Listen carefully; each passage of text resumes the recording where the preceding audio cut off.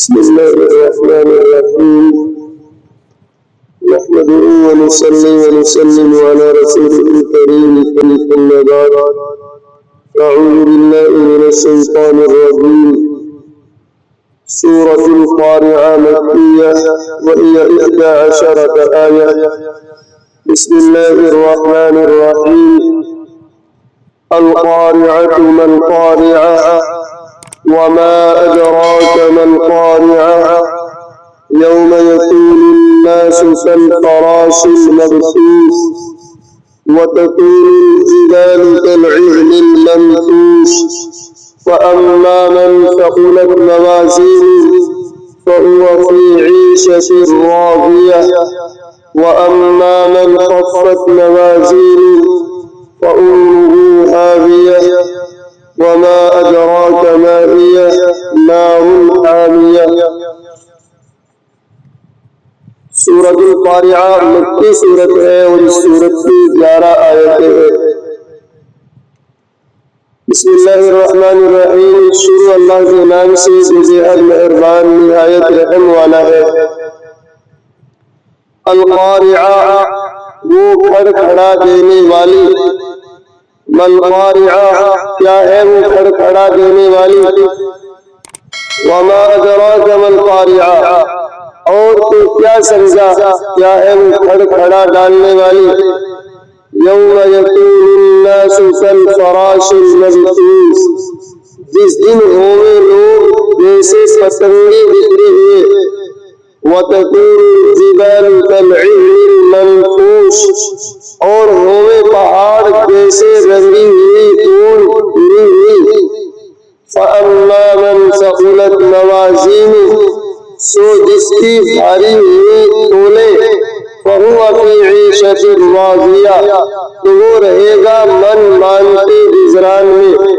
وأما من خفت موازینہ اور جس کی ہلکی ہوئی تولے فأمہ ہاویہ تو اس کا ٹھکانہ گڑھا ہے. وما ادراک ما ہی اور تو کیا سمجھا وہ کیا ہے. نار حامیہ وہ آگ ہے دہکتی ہوئی. وہ کھڑکھڑانے والی چیز کیسی ہے.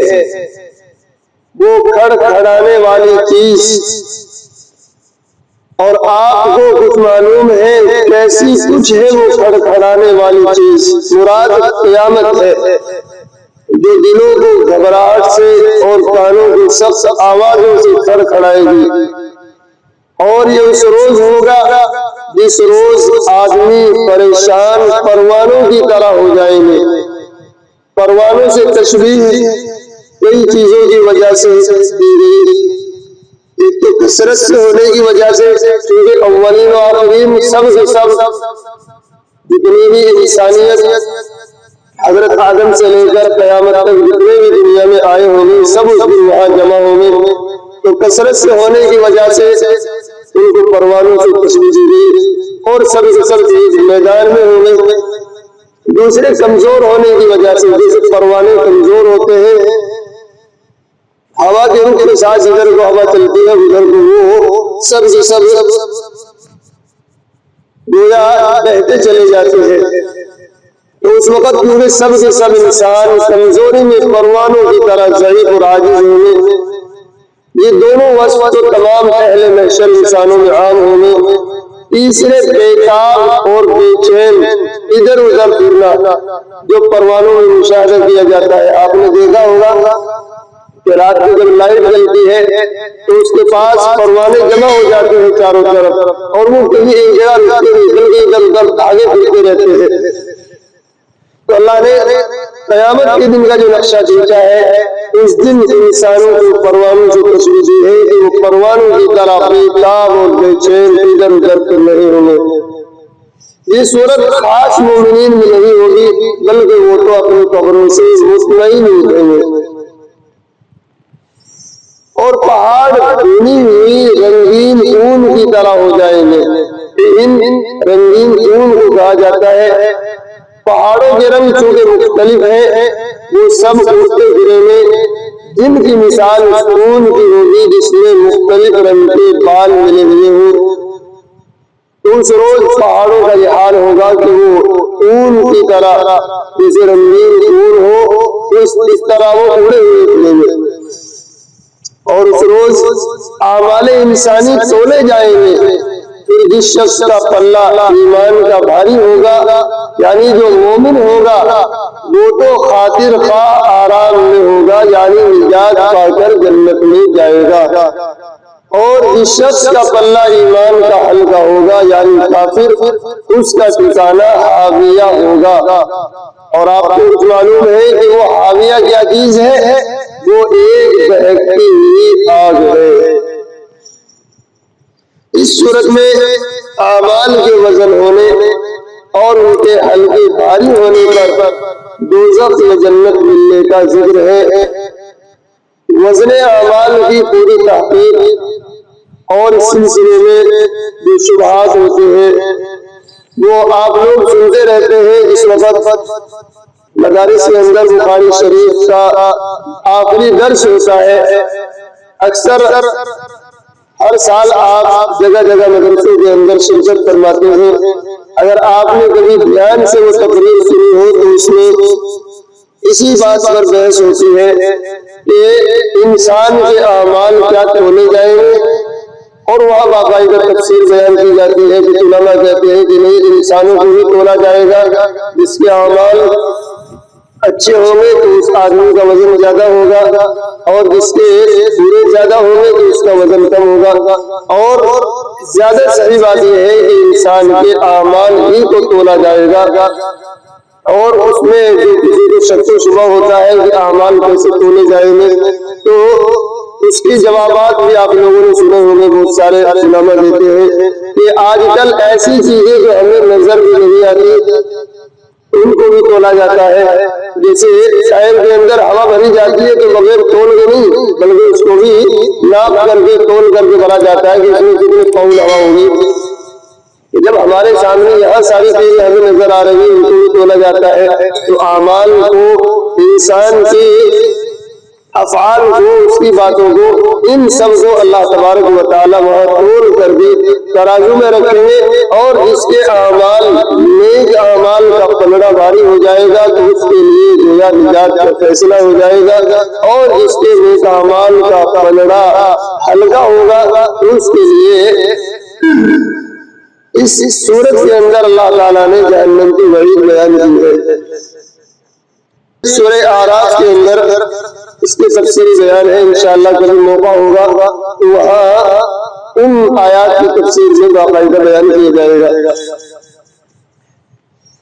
روایات حدیث اور آیات کی تفسیر سے معلوم ہوتا ہے کہ وزن اعمال غالباً 2 مرتبہ ہوگا۔ ایک مرتبہ کے وزن سے مومن اور کافر کا امتیاز کیا جائے گا، ہر مومن کا پلہ بھاری اور کافر کا ہلکا رہے گا۔ پھر مومنین میں اعمال حسنہ اور سیئہ کا امتیاز کرنے کے لیے دوسری مرتبہ وزن ہوگا۔ یعنی پہلی مرتبہ تو ایمان والے اور کافر ان کو الگ الگ کرنے کے لیے تولا جائے گا۔ جو ایمان والے ہوں گے ان کا وزن بھاری ہوگا، جو کافر ہوں گے ان کا ہلکا ہوگا۔ یہاں سے کافر الگ ہو جائیں گے، مومن الگ، کافروں کو سیدھا جہنم میں بھیج دیا جائے گا۔ اس کے بعد پھر مومنوں کے اعمال کا وزن کیا جائے گا، ان میں پھر جو نیک ہوں گے، جن کے اعمال صالحات زیادہ ہوں گے ان کا پلہ بھاری ہو جائے گا، اور جن کے اعمال صالحات کم ہوں گے اور ان کی سیئات زیادہ ہوں گی ان کو الگ کر دیا جائے گا۔ تو دوسری مرتبہ گویا اعمال کا وزن کیا جائے گا نیک اور بد کو ممتاز کرنے کے لیے۔ اس صورت میں بظاہر وہ پہلا وزن مراد ہے جس میں ہر مومن کا پلہ ایمان کی وجہ سے بھاری رہے گا، خواہ اس کا عمل کیسا بھی ہو، اور کافر کا پلہ ایمان کے نہ ہونے کے سبب ہلکا رہے گا، خواہ اس نے کچھ نیک کام بھی کیے ہو۔ یہاں سے اندازہ لگائیے کہ ایمان کی قدر کیا ہے۔ اگر کسی کے پاس ذرہ برابر بھی ایمان ہے، اس کے بعد آپ سورہ زلزال میں سنیں گے وَمَن يَعْمَلْ مِثْقَالَ ذَرَّةٍ خَيْرًا يَرَهُ وَمَن يَعْمَلْ مِثْقَالَ ذَرَّةٍ شَرًّا يَرَهُ، کہ اگر کسی نے ذرہ برابر بھی کوئی نیک کام کیا ہوگا وہ بھی اس کے سامنے ہوگا، اور ذرہ برابر بھی کسی نے کوئی برائی کی ہوگی وہ بھی وہاں اس کے سامنے ہوگی، ہر ایک اپنے اعمال کو دیکھ لے گا۔ تو وہاں اگر ذرہ برابر بھی کسی کے پاس ایمان ہوا، حدیث پاک کے اندر بھی ہے کہ جس کے دل کے اندر ذرہ برابر بھی ایمان ہوگا اس کو بھی جہنم سے نجات مل جائے گی۔ تو وہاں جس کے دل میں بھی ایمان ہوگا چاہے معمولی سے معمولی ہو، وہ وہاں ایمان والوں کے صف میں چلا جائے گا، اور جس کے دل میں ایمان ذرہ برابر بھی نہیں ہوگا بھلے ہی اس میں نیک اعمال کیے ہو تو وہاں وہ کافروں کے صف میں ہوگا۔ اس لیے اللہ تعالیٰ سے دعا ضرور چاہیے کہ اللہ ہمارے ایمان کی حفاظت فرمائے۔ اسی لیے آج زیادہ اسی ایمان پر ڈاکہ ڈالنے کے لیے حملے ہو رہے ہیں، اور آج کل کے ماحول میں خاص طور سے ہمیں دعا کا اہتمام کرنا چاہیے۔ قرآن کریم کی تیسرے پارے کی سورہ آل عمران کی پہلے رکوع کی ایک آیت ہے، ربنا لا تزغ قلوبنا بعد إذ هديتنا وهب لنا من لدنك رحمة إنك أنت الوهاب۔ اس دعا کا خاص طور سے ہمیں ان حالات میں اہتمام رکھنا چاہیے کہ اللہ تو نے ہمیں ہدایت دے دی، اب اس ہدایت دینے کے بعد ہمارے دلوں کے اندر کبھی پیدا نہ ہو جائے، کہیں ہمارے دل ایمان سے پھر نہ جائے، کہیں ہم ایمان سے محروم نہ ہو جائے۔ یا اللہ تو نے ہمیں ہدایت دی ہے، اس کے بعد ہمیں اس سے محروم نہ فرما، ہمیں اس چیزوں پر باقی رکھ۔ تو اس لیے ہمیں اس دعا کا اہتمام خاص طور سے کرنا چاہیے۔ یاد کرنا چاہے تیسرے پارے کے اندر سورہ آل عمران کا جو پہلا ہی صفحہ ہے وہی سب سے نیچے والی آیت ہے، ربنا لا تزغ قلوبنا بعد إذ هديتنا وهب لنا من لدنك رحمة إنك أنت الوهاب۔ تفسیر مظہری میں ہے کہ قرآن کریم میں عام طور پر جزا و سزا میں تفاضل کفار کا مومنین صالحین کے ساتھ کیا گیا ہے، کہ اصلی مومنین کاملین وہی ہے، باقی رہے وہ مومنین جنہوں نے اعمال صالحہ اور سیئہ مخلوط کیے ہیں، یعنی جنہوں نے اچھے اور برے سارے اعمال کیے ہیں۔ قرآن کریم میں عام طور سے ان سے سکوت کیا گیا ہے، اور ان سب آیات میں یہ بات یاد رکھنے کے قابل ہے کہ قیامت میں انسانوں کے اعمال تولے جائیں گے، گنے نہیں جائیں گے۔ یعنی جیسے ووٹوں کی گنتی ہوتی ہے وہ گنتی نہیں ہوگی وہاں کہ کس کا عمل زیادہ ہے، بلکہ تولے جائیں گے، اور تولنے میں وزن اس چیز میں ہوتا ہے جو کوالٹی میں اچھی ہوتی ہے۔ آپ ابھی گیہوں کاٹ رہے ہیں، آپ دیکھتے ہوں گے جو گیہوں اچھے ہوتے ہیں اس میں وزن ہوتا ہے، پوری اٹھائے پوری میں وزن ہوتا ہے، اور جو گیہوں ہلکے ہوتے ہیں جن میں ہوا نکل گئی ان میں وزن نہیں ہوتا۔ تو اس لیے جن کے اعمال میں ہوا نکل گئی ہوگی تو وہاں ان کے اعمال میں وزن نہیں ہوتا، بھلے ہی اعمال زیادہ کر رکھے ہوں لیکن اخلاص نہ ہونے کی وجہ سے یا کسی اور کمی کی وجہ سے وہ اعمال وہاں ہوا میں اڑ گئے ہیں۔ اس لیے فرمایا کہ اعمال کا وہاں وزن کیا جائے گا، ان کو گنا نہیں جائے گا، اور عمل کا وزن بقدر اخلاص اور مطابقت سنت سے بڑھتا ہے۔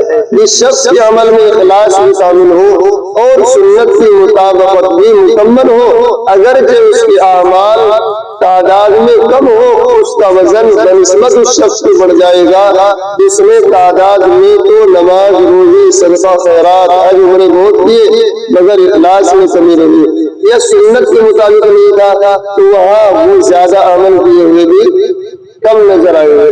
اس لیے ہمیں کوشش یہ کرنی چاہیے کہ ہمارا ہر عمل خالص اللہ کی رضا کے لیے ہو۔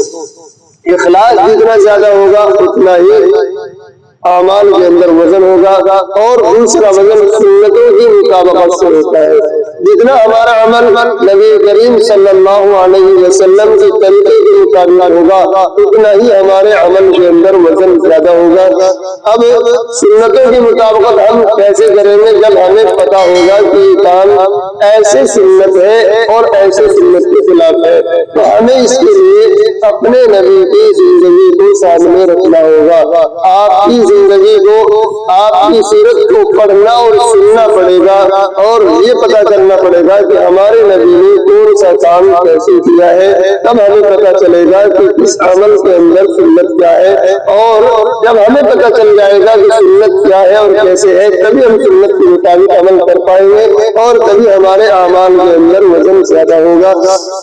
اللہ ہم سب کو ہر کام کے اندر اپنے نبی کے طریقے کو تلاش کرنے اور اس پر عمل کرنے کی توفیق سبحان اللہ وبحمدہ سبحانک اللہم وبحمدک ونشہد ان لا الہ الا انت نستغفرک ونتوب الیک۔